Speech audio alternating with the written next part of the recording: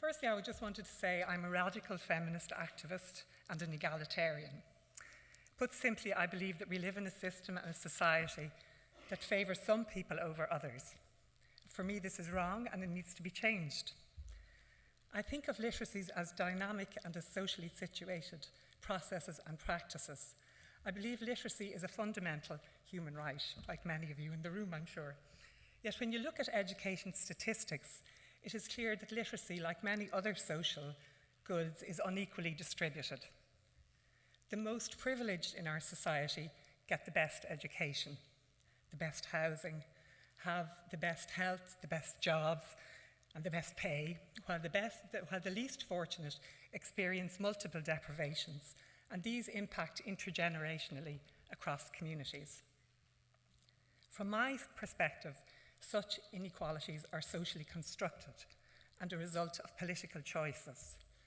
The system is not broken, but rather it is working the way it was set up to work, to continue to benefit those who are already privileged. Yet this is not a completely bleak picture. Systems that can be constructed can also be deconstructed, and more egalitarian structures can be created. Better choices, I believe, can be made. Choices which will move us closer to a more inclusive, just, wiser, and more creative world. A world we can all see ourselves flourishing in. These are the touchstones from which my research was carried out. So, as a literacy tutor, I had been making connections between gender and literacy for some time, and these threads meshed together when I set out on my PhD journey. My study looked at the relationship between the construction of masculinity and fathers' involvement in family literacy learning care work. You will notice that I draw on Maggie Feely's work in bringing family literacy together with learning care work. Maggie brought to light the sometimes unremarked work and effort that is involved in supporting learning. She coined the term learning care to describe the attitudes and the actions, both paid and unpaid, that support individuals and groups on their learning journey. Learning care, I believe, underpins family learning work, which is most often the work of mothers. This norm, if you like, is reflected in parental discourse, both in society and in educational policies. When talking about parents, we are in fact most often talking about mothers. Moreover, as Lynn Tett says, we are speaking about an ideal mother, one who does this work as part of her natural role, and which Smith and Isserlis point out places additional pressure on already overburdened mothers. Through this prism, dads, if included at all, are placed in a secondary role. They are viewed as helping mothers, and therefore not as equal partners in this learning care work. At the time of my research during the recession, or as Inez called it, the deep crash, was it? Many male construction workers were laid off and moving from the public space of breadwinning to the private role of stay-at-home father. This was a significant change in identity which I wondered about, not least of all the transition to doing women's work, including that of family learning care work. Furthermore, I was aware that research has shown that many boys learn that literacy and its content and skills are out of keeping with dominant constructions of masculinity, and that some boys learn to reject school and to avoid literacy which is viewed as girly and as gay, something which is passive and therefore associated with subordinate feminine activity. This legacy has a long tail and can later impact on men's relationship with literacy and with learning. And so my curiosity about these issues led me to my research inquiry. If I don't have a drink of water, I'm not going to be able to speak anymore. Here we go. Any of you who have done research know that finding a method to engage participants is critical. I knew from my own experience and from the literature of the challenges in supporting men to open up and to speak of their emotional selves. So I was keen to find an approach that would encourage reflective participation and which would support men to have open conversations with other men about their changing roles. I also wanted the process to be engaging and emancipatory. After much research and some training, I settled on photo voice. The methodology appealed to me because the process is rooted in feminist and Freirean problem-posing educational work, both of which are close to my heart. Before speaking of photo voice, I should say that I used existing networks within the adult literacy and community education sector in Dublin to recruit 20 fathers to the project. Following introductory meetings, 4 groups agreed to take part in the research. Each committed to 3 photo voice workshops over a period of 3 weeks, which was a big time commitment on their part. Following the workshops, 5 of the 20 men took part in follow-up in-depth interviews with me, and the workshops and the interviews were recorded and transcribed. I used MaxQDA, which is a computer-assisted data analysis package, to code the data. So back to photo voice.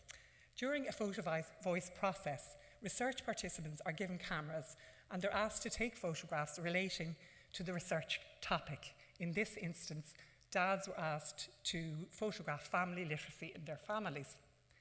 Following conversations about the meanings of family literacy, the men had time and space to go away and to consider and create the photographs. When the group next meet, the photos are uploaded onto a computer, onto a nice big screen like this, so the participants themselves had control over the images they shared with the group. In photo voice, each photographer is viewed as the expert about the images they have taken. However, this does not mean that there is only one perspective on a particular photograph. Sparked by the images, others chip in with their own interpretations, their recollections, observations, and indeed with their own questions.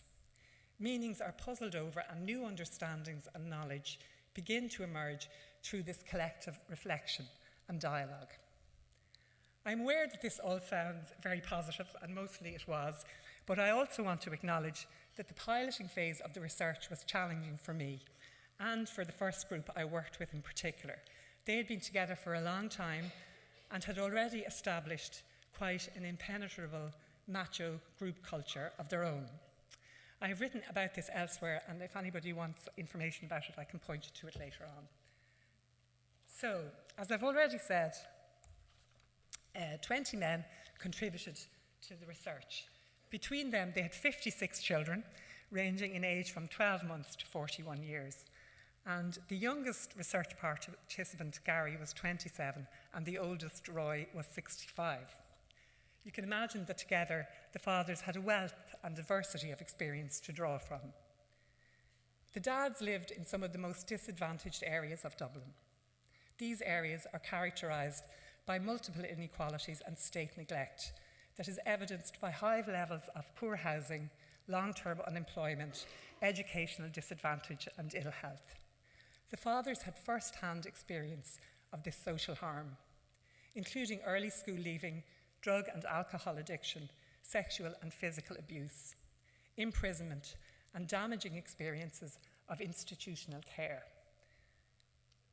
Before speaking about the photos and what they revealed about the men and family learning care work, I want to fill you in, if you like, on some of the backstory of the shaping of the men's masculinity, which emerged from the deliberations over the images which they shared, and also which deeply impacted on their engagement in any work around family learning. Reflecting on the photographs they had taken and prompted by me, the men recalled their own growing up years and the lines of power which shaped their ideas about what it meant to be a man. They recalled the messages they had received from their families, the education system, their communities, and from the church. Each of these institutions reinforced the imperative they felt to develop what Bad Boy calls here the hard man front. They learned to be macho. The crucial lesson they talked about that they had learned was that they must not show their emotions. Many spoke of how they learned to erase care and connection from their scripts of masculinity. They believed that they could not risk showing any vulnerability or weakness, as this was not what being a boy or a man was about. In Andy's words, I had to be that type of macho person. I don't care. I had to be that sort growing up. Don't care about anyone. The majority of the men revealed harmful experiences of school. They spoke of being bullied, of being humiliated, of being whacked and leathered. Some remembered being told that they were nothing and that they would be nothing. This deeply influenced how they viewed the education system. They felt they did not fit in education, and they associated education with feelings of alienation and fear. Given all of this, and not surprisingly, 11 of the 20 men left school before they were 14 years old, many without their literacy needs being met. Alongside this, men spoke of an educational legacy which left them feeling stupid and unable to learn, struggling with self-blame, and with very vulnerable learning identities. For the most part, they spoke of their own fathers as being unable to support them with any school-based literacy work. In their day, and if support was available, that was the work of women.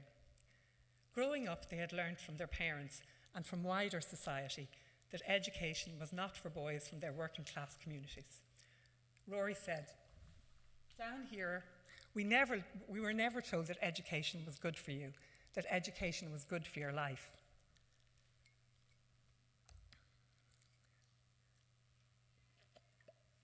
Excuse me again. It was when the men spoke of first becoming fathers that conversations about masculinity took a noticeable turn towards care. Fatherhood was described by all of the men as transformational in their lives. Whilst their traditional gender grooming was foremost in initial conversations, they spoke of being good providers, of wanting to protect their children. But a counter-hegemonic narrative of care talk could also be discerned.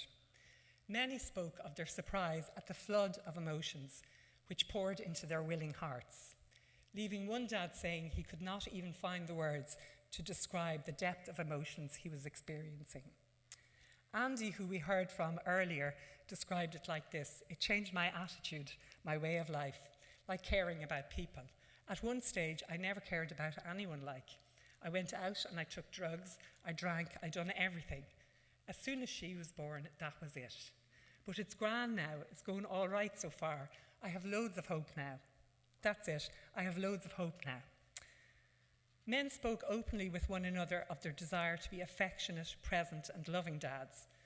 Bad Boy, who we heard from earlier, said, "I think love is the main thing, isn't it? Giving someone a bit of love, like being there for them. I'm there for my child if he needs me. I'm there. You get great feelings out of it." Initially, being unemployed had a profound impact on the men. They described feelings of dis-ease and displacement.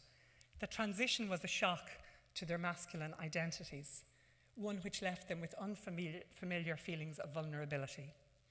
Jack said, "It was hard sitting in the house at first after being out every morning, mixing with different people, being busy and looking forward to coming home. And then so it was hard to sit there, to sit on your own in the house after doing the cleaning. It takes you an hour to clean up and then put on the dinner, and then you're sitting there and you're watching the same shite on the telly and saying, what do I do now, like? You know what I mean? So yeah, it's hard for the mind. It's kind of a bit of a shock. Is it going to be like this all the time?" They spoke about initial feelings of shame and embarrassment about doing women's work. They were particularly worried about being seen to do this work in the public sphere. This was captured by Jack when he described his willingness to clean the windows at the back of his house, but his visceral reluctance to clean those at the front, where he might be viewed by others as unmanly.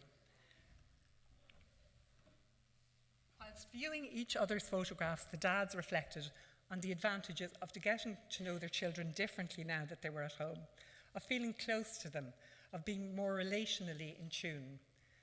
The men were gleaning new insights into what it meant to not only care about children, but also to care for. They were learning about and doing the previously invisible daily domestic care work that supports children to flourish in all areas of their lives, including family learning. In doing this, some reflected on the power they now had to model an alternative domestic and caring masculinity to their children.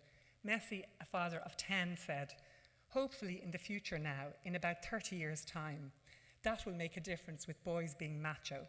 Like seeing their fathers at home, seeing them doing a bit of cooking, doing a bit of cleaning. I hope it breaks it."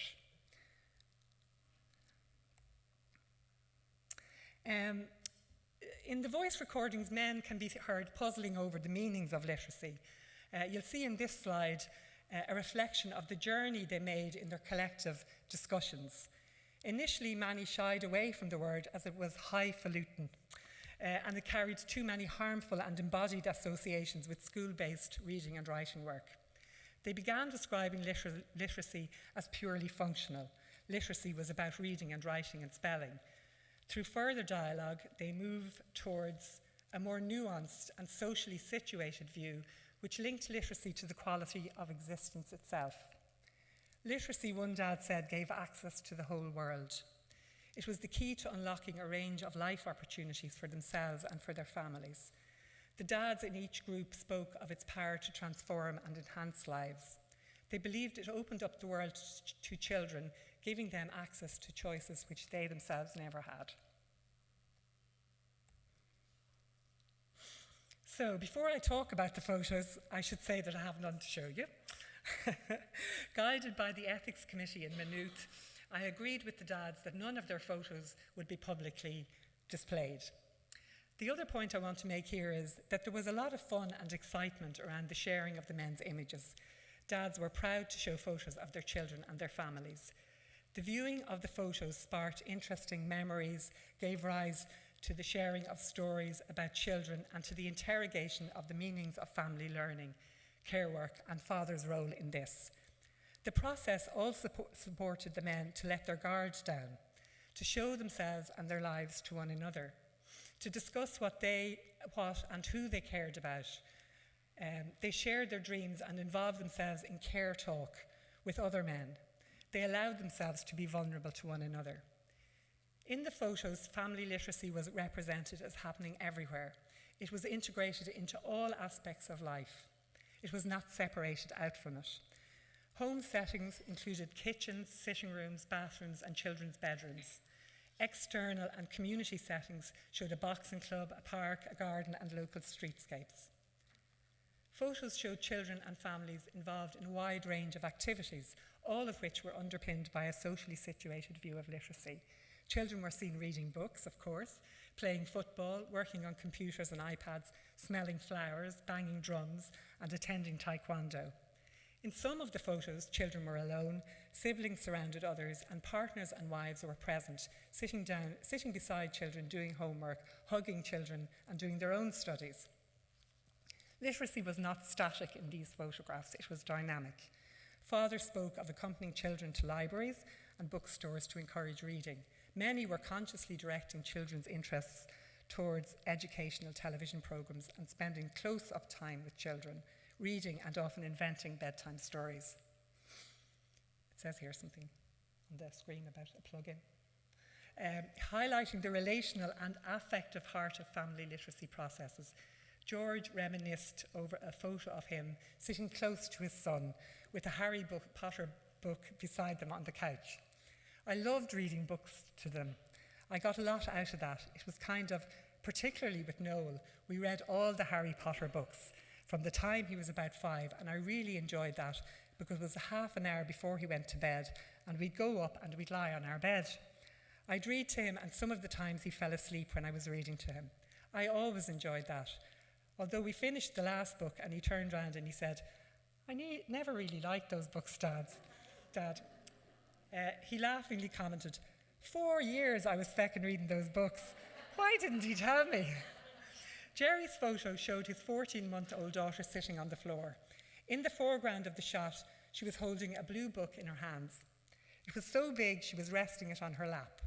Toys surrounded the little girl.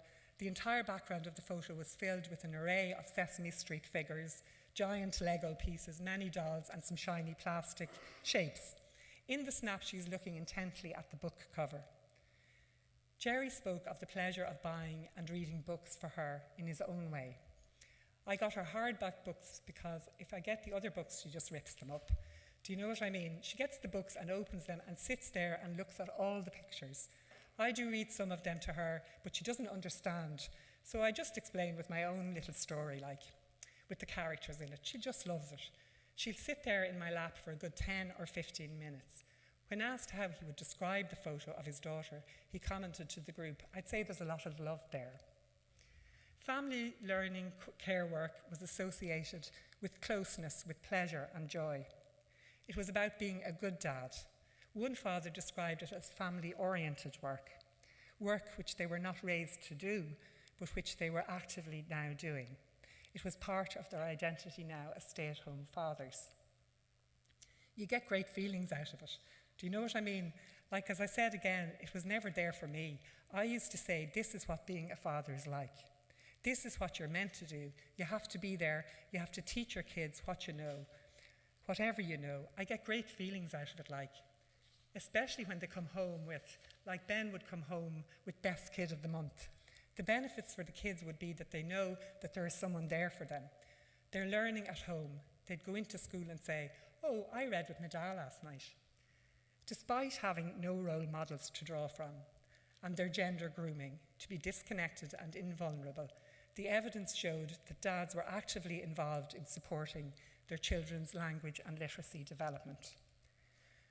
The dads who had been most harmed by the education system and who had left school without their literacy needs being met spoke of opting out of school-associated literacy support. They didn't want to appear weak in the eyes of their children, and not knowing was equated with this. These same men had found alternative approaches such as encouragement, confidence building, and motivational strategies in order to build their children's confidence as able learners and secure their identities as lifelong learners. All of the dads expressed a desire to feel confident in this work. Some had returned to education to strengthen the skills they needed to help their children's learning. They were conscious of their powerful position as role models to their children, of their unique influence in passing on the message that literacy learning was valuable. The men's stories marked a disruption in the intergenerational relationship between working class families and the education system. Despite their own and indeed their parents' many harmful school experiences, they concluded that education was vital to their children's futures. They were consciously preparing them for such a life. Damien said, "So I suppose when she's older, if she does decide to go to college at 17, it'll be second nature to her, because she would have heard me talk about it, her talking about it, her auntie talking about it, all of them talking about going to college and doing this course and that course. So when she's older, it'll be second nature." As far as the men were concerned, schools were different now. Unlike their own memories of feeling outsiders in the education system, schools and children fitted. There was less of a divide between parents and teachers than in the past. There was more equality there now. Parents could be more involved in school life and could even lighten the workload of teachers through their participation in shared reading programs and a variety of other socially based school activities. Furthermore, the men believed that schools were making greater efforts to build relationships with dads and involve them in the life of the school. Many articulated a commitment to be more involved in the care of their children's language and literacy development, and this has the potential to lighten the responsibility on mothers to engage in this role and so to contribute to greater gender equality at the micro level. Rooted in their gender conditioning, the men's vulnerability to being judged or shamed for being seen to be involved in women's work underpinned many of their fears about taking part in family learning programs. And I'll leave you to have a look at the slides. Worries were expressed about working in mixed groups by some dads, of being shown up, of appearing as less than manly, of being viewed as predatory by other men. For Andy, the local construction of masculinity as macho was the greatest barrier for men when it came to participation in education programs. A lot of people fear education. It must be the macho thing, yeah? I don't want to know about that. I'm grand where I am, but they're not really. I think it's got a lot to do with where they grow up, with being the macho man. I think it's hard to get them to sit in a group. That's what it is. Your image, yeah. It's about dropping it and just getting over it, isn't it? Dropping that image. Suggestions about what might help men in their family literacy learning care work were closely aligned to the care-rich learning environment of adult and community education practice. Unsurprisingly, these men wanted to be treated with respect. They wanted to be listened to be treated like an adult, to be encouraged and treated equally with no singling out. Initially, they would prefer to work in father-only spaces before gaining confidence to move into groups with mothers who they viewed as more naturally expert at family learning care work. Activity-based short interventions were suggested as a way of supporting men to take their first steps in the direction of adult education. Such activities would be a means of building relationships between children and fathers, between fathers and other fathers, and also between dads and adult education facilitators. Based on these initial learning ventures, more focused programs could then be developed through consultation about their evolving needs. Reflecting on their experience of participating in the research, many believed that once fathers began to work together, that fears would diminish and that they could be encouraged to take part in further programs. Fathers thought that school premises would be best suited to these interventions, as this would encourage their physical presence in children's schools, and it would in turn show to their children that they valued the value they placed in education. They also suggested that schools could extend their communication strategies to fathers, as many noted that traditional but outmoded habits of communicating only with mothers remained the norm in most children's schools. The evidence gathered in this research shows fathers who were intent on and actively building good relationships, including good learning relationships with their children. In so doing, they were contributing to levels of affective and gender equality. The Photo Voice adult education research process supported them to sift through and interrogate the script they inherited about how to be a man, and relatedly, how to be a father. Many found that script to be of little use in their new roles as stay-at-home fathers and as family learning care workers. Through collective critical reflection and dialogue, the men were involved in examining that script and its origins and crafting a new script for themselves, one which included connection, empathy, care, and the possibility of vulnerability. In the context of Maggie Feely's definition of learning care, these dads were engaged in the work and effort that is involved in supporting family learning, and this despite institutional efforts to construe this work as women's work. The men framed the doing of family literacy learning care work as a significant way of developing closeness with children, of getting to know them differently, and it is clear from the data that they highly valued such connection. Just as literacy is socially situated and dynamic, so too is gender. As family learning promoters and providers, I think it is useful to hold in mind how gender formation impacts on the development of our identities and behaviours. Such awareness can provide a base from which to design responsive and critically aware andragogical approaches. Within family learning programmes, we could also usefully include an interrogation of the unequal gender division of care. The motivation here would be that men would have the possibility of reaping the benefits of being involved in family learning care work, and so that future generations can have different gender care role models to draw from, and also so that this learning care work can be more equally shared. We know from Wilkinson and Pickett's work in the spirit level that the more equality there is, the more likely it is that people thrive. And in societies where people are thriving, people live longer, are happier and healthier. And surely that is a worthwhile aspiration for those of us who are working in the field of critical adult learning. Thank you.